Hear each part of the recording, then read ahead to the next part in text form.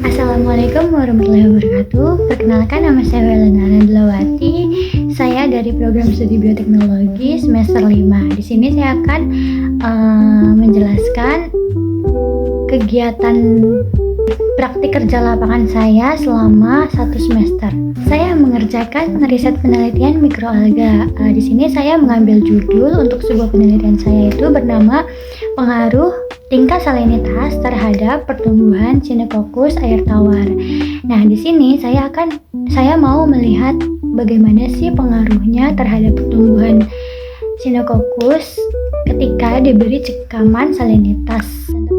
Kebutuhan dari bahan-bahan seperti aquades, seperti nutrisinya, medianya, dan alat-alatnya seperti kayak lampu, pengatur suhunya, pengatur ruangannya, dan rakitnya. Kemudian saya memulai kegiatan penelitian dimulai dari membuat media seperti NaNO3, NH4NO3, magnesium, kalium, kalsium, tiamin, biotin, vitamin, dan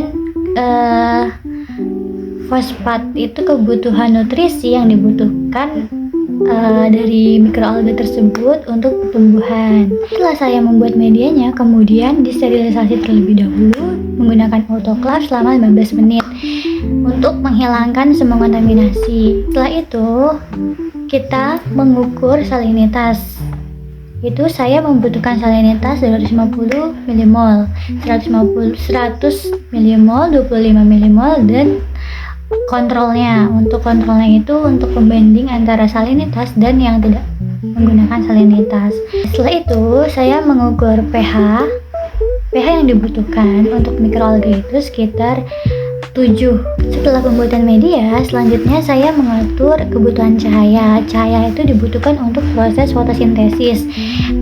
Dari penelitian sebelumnya kami telah mengetahui bahwa 5000 lux itu masa pertumbuhan terbaik.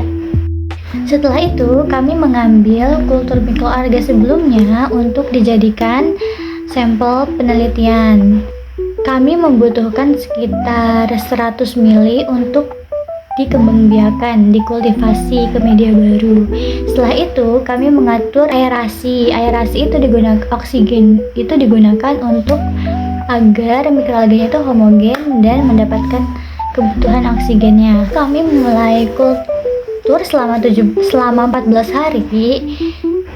Nah, selama 14 hari tersebut kami mengukur kepadatan selnya menggunakan spektro untuk melihat masa pertumbuhan selnya mikroalga tersebut. Nantinya itu akan dipantau melalui kurva standar pertumbuhan sel.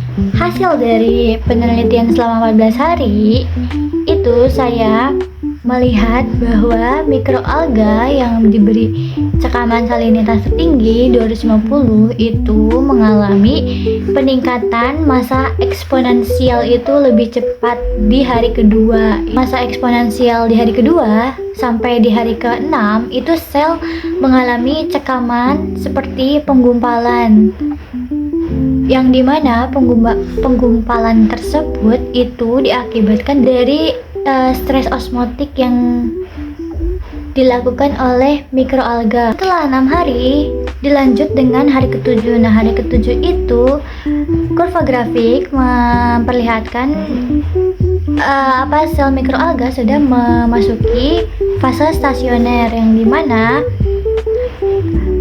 mikroalga sudah beradaptasi dengan salinitas. Nah, setelah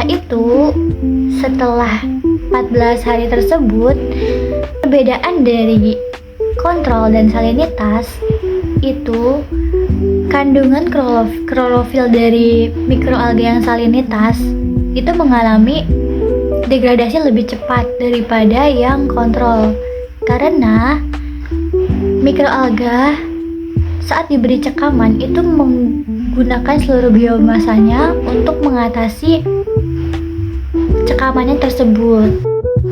Hasil analisis data pertumbuhan sel menggunakan SPSS bahwa pertumbuhan di hari kedua setelah diberi cekapan salinitas itu berpengaruh signifikan terhadap laju pertumbuhan mikroalga.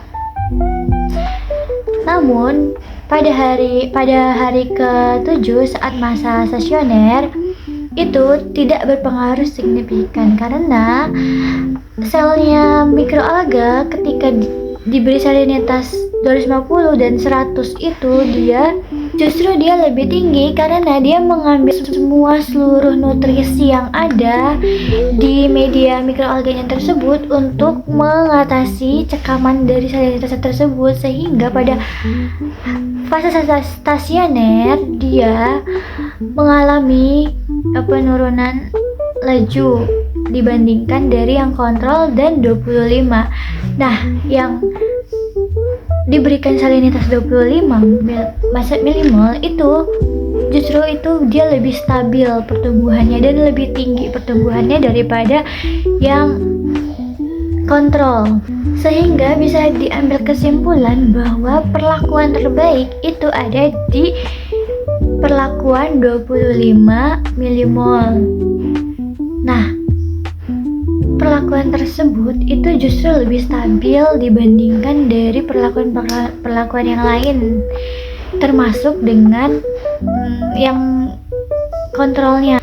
Setelah kami menganalisis semua data yang dilakukan, itu kami juga membuat media baru.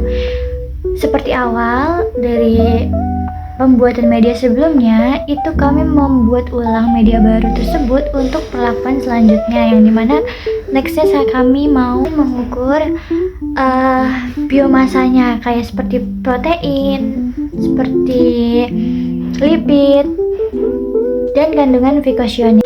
Nah, fokus saya selain untuk mengecek pertumbuhan mikroalga di bawah cekaman, saya juga pengen melihat kandungan fitosioninnya itu, apakah dia saat di bawah cekaman itu apakah dia produksi fitosioninnya lebih banyak, karena fitosionin itu bisa dimanfaatkan sebagai pewarna alami dalam produk pangan. Di luar dari analisis data, kami setiap hari itu mengecek dan menganalisis pertumbuhan mikroalganya. Nah, itu tuh juga dipantau menggunakan mikroskop, kayak dari segi morfologinya, bentuk perubahan setiap harinya, kayak dari fase-fase awal sampai fase akhir itu apakah ada bentuk perubahan atau tidak. Dan saya juga menghitung sel mikroalga menggunakan hemositometer untuk melihat dan memisahkan antara sel yang mati dan yang hidup, karena kalau di spektra itu tidak